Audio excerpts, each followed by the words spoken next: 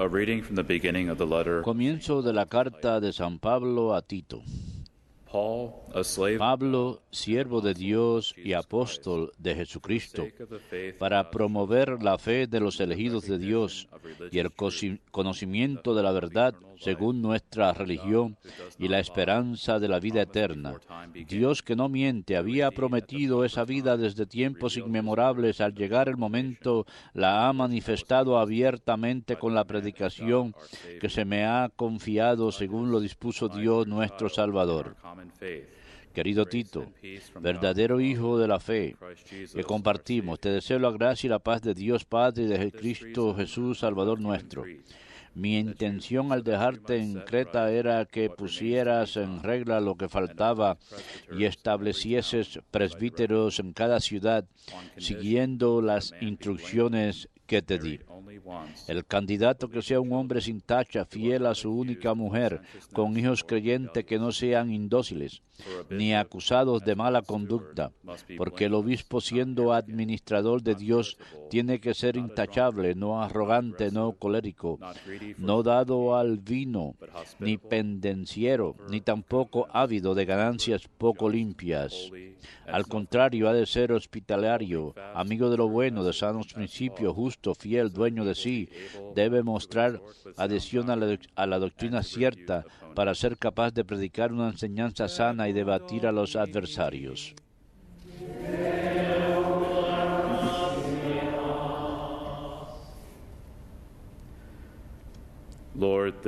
Estos son los que buscan al Señor. Estos son los que buscan al Señor. Del Señor es la tierra y cuanto la llena, el orbe y todos sus habitantes. Él la fundó sobre los mares, Él la afianzó sobre los ríos. Estos son los que buscan al Señor. ¿Quién puede subir al monte del Señor? ¿Quién puede estar en el recinto sacro? El hombre de manos inocentes y puro corazón, que no confía en los ídolos. Estos son los que buscan al Señor. Este recibirá la bendición del Señor, le hará justicia el Dios de salvación. Este es el grupo que busca al Señor, que viene a tu presencia, Dios de Jacob. Estos son los que buscan al Señor.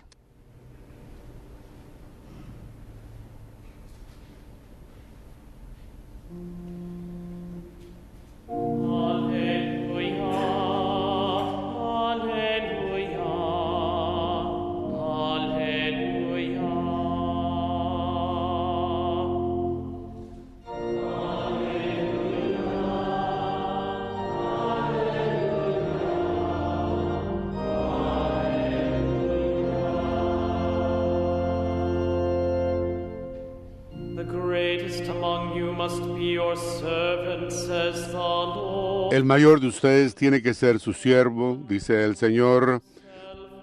Aquel que quiere estar conmigo será exaltado.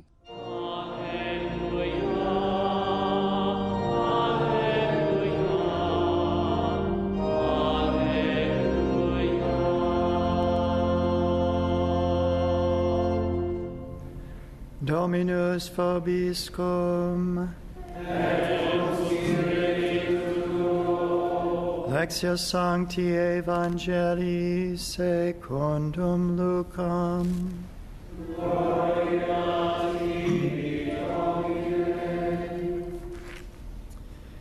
En aquel tiempo Jesús dijo a sus discípulos: es inevitable que sucedan escándalos, pero ay del que los provoca. Al que escandaliza a uno de estos pequeños, más le valdría que le encajasen en el cuello una piedra de molino y lo arrojasen al mar. Tengan cuidado. Si tu hermano te ofende, repréndelo. Si se arrepiente, perdónalo. Si te ofende 7 veces en un día y 7 veces vuelve a decirte lo siento, lo perdonas. Los apóstoles le pidieron al Señor: aumentanos la fe. The Lord replied, El Señor If you contestó, have faith the si size tuvieran of a fe mustard seed, como un granito de mostaza, say to this mulberry dirían tree, a esa morera, planted in the sea, arráncate de raíz y plántate en el mar, y les obedecería. Verbum Domini.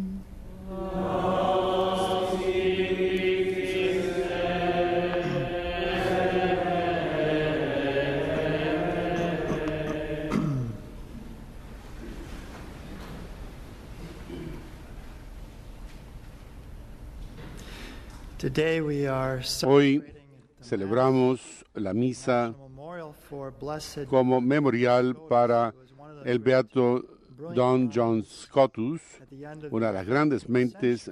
A finales del siglo XIII, él enseñó en Cambridge, Oxford, así como en la Universidad de París.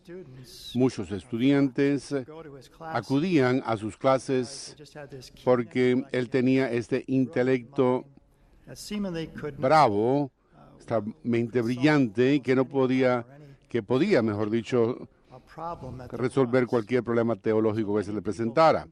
Muchas personas acudían a donde él para prestar atención a sus enseñanzas. El Papa Juan Pablo II, el venerable, el beato, lo beatificó a él el 20 de marzo de 1993 y se refirió al beato John Don Scotus, el ministro de la palabra encarnada y el defensor de la concepción inmaculada de María. El ministro de la palabra encarnada y el defensor de la concepción inmaculada de María. Así que quisiera hablarles acerca de esos dos temas hoy, de la teología del teólogo Don John Scotus, para que podamos amar a Dios, para eso son, por sobre todas las cosas, y eso tiene sentido, que el motivo por el cual estudiamos las cosas de Dios y por qué queremos estudiar la teología es con el fin de que podamos amar más a Dios, que podamos conocerle más y amarle más y mejor. Y dijo que el objetivo primordial de la teología es la esencia de Dios, que es el amor. Sin embargo, quisiera utilizar como referencia mía para esta charla dos sermones del Papa Benedicto XVI. Él habló sobre el 700 aniversario de la muerte de John Don Scotus. Habló también hace poco, el 7 de julio del 2010, hablando de Don John Scotus, en que mencionó un par de estos aspectos de Don John Scotus y su teología, algo que él mencionó que quería enfatizar, porque eso es lo que él estaba enfatizando desde el comienzo de su pontificado. Y primeramente para considerar a Don John Scotus el Beato como ministro de la palabra encarnada, y Don Scotus lo que él sostenía es que si el pecado original no hubiera sucedido, si la caída de nuestros padres no hubiera sucedido, había la pregunta en la teología especulativa, es que la encarnación todavía hubiera sucedido si el hombre no hubiera tenido que ser redimido, si no hubiera tenido que ser salvado a consecuencia del pecado, es que la encarnación hubiera sucedido. Hay teólogos en ambos lados. La respuesta a esta pregunta, hay quien dijo que ese es el objetivo primordial de la encarnación, porque Dios se convirtió en hombre, porque la palabra se convirtió en carne y moró entre nosotros para salvarnos del pecado. Sin embargo, Don Scotus tenía la opinión de que no, esto no es cierto, que la encarnación hubiera sucedido de todos modos, porque el hecho de que Dios es amor, todo lo demás entonces tiene su origen en el amor. Y Él creó a criaturas no por necesidad. Él no tenía que hacernos, sino que nos hizo por amor para poder comunicar la plenitud de su amor a otros. Pese a que Él mismo, Él es independiente y lleno de amor, por sí mismo, él quería manifestar su bondad, su felicidad y su amor a otros.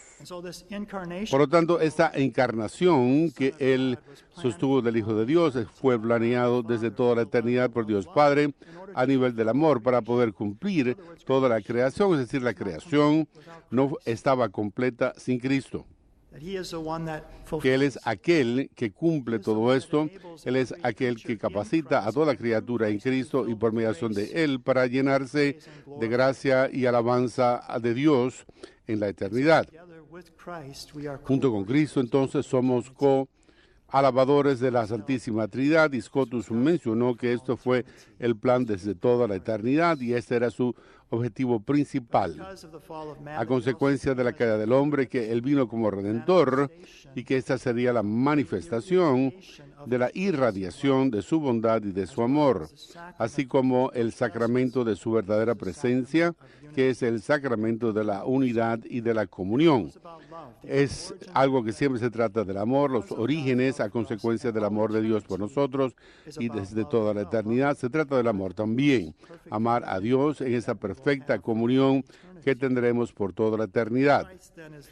Cristo entonces es el centro de la historia, es el centro del cosmos. El Papa Benedicto escribió lo siguiente: a consecuencia de este amor, todo fue relativo al amor y a la caridad. La vida eterna es el deseo, así como la voluntad para amar, bendito y perfecto. Y continuó diciendo acerca de su propio pontificado, diciendo: desde el comienzo de mi ministerio, primeramente prediqué el amor. Esa fue su primera encíclica.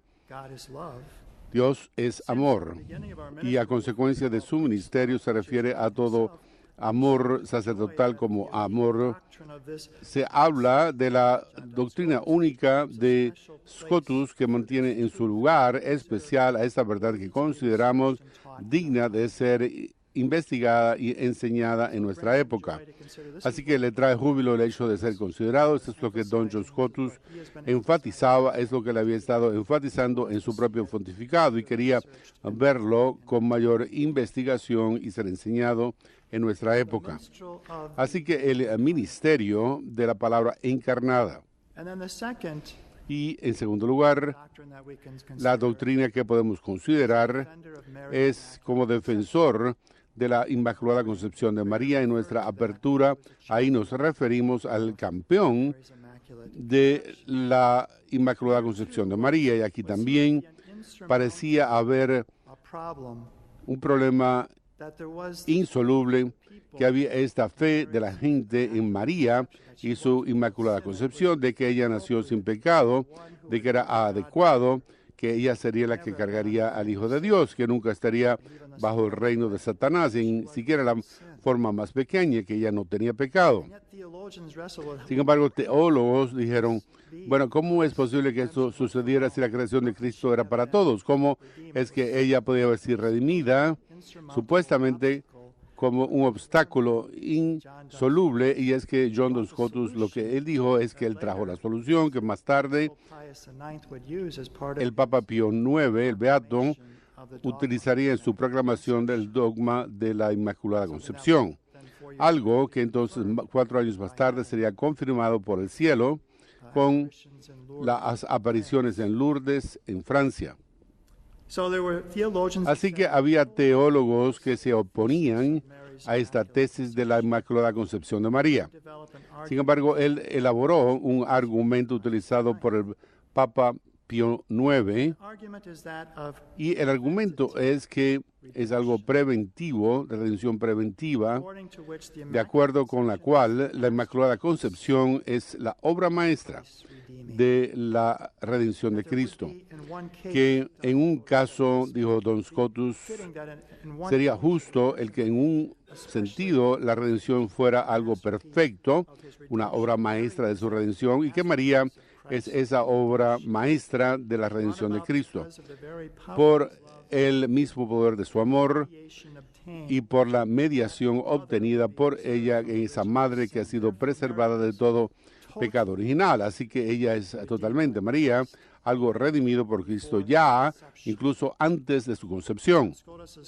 Don Scotus, uno de los franciscanos, por mediación de ellos, diseminó este concepto entusiastamente y otros teólogos juntamente con el juramento trataron de defender y perfeccionarla.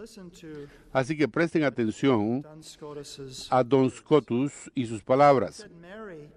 Dijo: María, más que ninguna otra persona, hubiera necesitado a Cristo como Redentor, ya que ella hubiera contraído el pecado original si la gracia de Cristo no la hubiera prevenido. Por lo tanto, al igual que otros necesitaron a Cristo para que el pecado contraído sería redimido por sus méritos a ellos, cuando uno comete el pecado, uno necesita la redención de Cristo, de manera que podamos ser liberados de nuestros pecados por sus méritos. Así que María tenía una mayor necesidad de una mediadora preventiva, a no ser que hubiera pecado contraído y ella lo hubiera contraído también. Así que una de las formas en que esta verdad fue traída a la gente fue mediante el ejemplo de la persona que está caminando en un bosque y hay oscuridad y él no puede ver que hay este hueco, este hoyo en la tierra, y él cae en ese hoyo y hay lodo y hay de todo tipo de cosas y empieza a gritar y alguien le tira una soga y lo saca, lo rescatan de ese lodo. Pero otra forma en que uno puede ser salvado es si a medida que uno camina por ese mismo bosque y no ve el hoyo y se alza el pie sobre ese hoyo, lo rescata incluso antes de caer en el hoyo, pero ambos son salvados. El último es salvado incluso mayor, en una forma aún mayor, porque no llegan a cubrirse del lodo. No hay que sacarlo del fondo de ese hoyo, pero es salvado de todas formas. Así que puede considerarse esto María en la obra maestra de la redención de Cristo, que tiene que haber por lo menos una en que su redención fue completa. Una obra maestra de su redención. Kimberly Hahn, al reflexionar sobre esto, una doctrina que ella tenía dificultad en aceptar, dijo: pero entonces un día esto me llegó a la mente, que yo había sido preservada, ella había sido preservada de muchos pecados que otros de sus amigos en la universidad habían caído en ellos, que ella había sido preservada, Kimberly, de caer en la promiscuidad, en las drogas y muchas otras cosas que la gente joven cae en ellos, y que la gracia de Dios me previniera a mí de esos pecados. No es posible que Dios hubiera prevenido todos sus pecados en una persona que tenía que ser su madre. Así que nuevamente, que no había reino de Satanás en aquella que habría de ser la que llevara en su vientre a Dios. El Papa Benedicto XVI continúa diciendo acerca de esto, acerca del sensus fidei, es decir, esto es mencionado en el Segundo Concilio Vaticano, en sus documentos, el sentido de los fieles. Y dice: Don Scotus enriqueció lo que la gente de Dios ya espontáneamente había creído acerca de la Santa Virgen María y expresó en actos de devoción, en las artes y en la vida cristiana en general. Por lo tanto, la fe, tanto en la Inmaculada Concepción y en la asunción corporal de la Virgen, ya estaba presente en el pueblo de Dios, mientras que la teología todavía no había encontrado la clave para interpretarla en la totalidad de la doctrina de la fe. El pueblo de Dios, por lo tanto, precedió a los teólogos, y esto es algo que es gracias a el sensus fidei, ese sentido de los fieles, algo influido por el Espíritu Santo. El pueblo de Dios es el maestro que va primero y por lo tanto tiene que ser examinado más profundamente y aceptado intelectualmente por los teólogos. Los teólogos siempre deben estar listos para escuchar a esto, reteniendo la humildad de niños. De manera que la devoción del pueblo espontáneamente tenía esta comprensión. No era como si el Papa Pío IX tenía esta idea de pronto que cómo fue concebida María. No, fue algo que ya existía en el pueblo, era un sentido que tenían ellos, y Don Scotus fue el teólogo que pavimentó el camino para quitar los obstáculos que quedaban para proclamar esta doctrina. El Papa continuó diciendo, han habido muchos académicos, expertos, teólogos, maestros de la fe, que nos han enseñado muchas cosas, han ido a los detalles de las escrituras sagradas, pero no fueron capaces de ver el misterio mismo, que es algo del núcleo central. Lo esencial se había mantenido oculto. Por otra parte, en nuestra época también ha habido pequeños que han comprendido este misterio. Pensemos acerca de San Bernadette Soubirous, de Santa Teresa de Lisieux, con su nueva interpretación de la Biblia, que no es científica, sino que va al centro de las Sagradas Escrituras. Como he dicho, recibiría la confirmación celestial, este dogma de la Inmaculada Concepción, que Don John Scotus pavimentaría el camino hacia su proclamación en 1858, cuando Nuestra Señora se le apareció a San Bernadette Soubirous.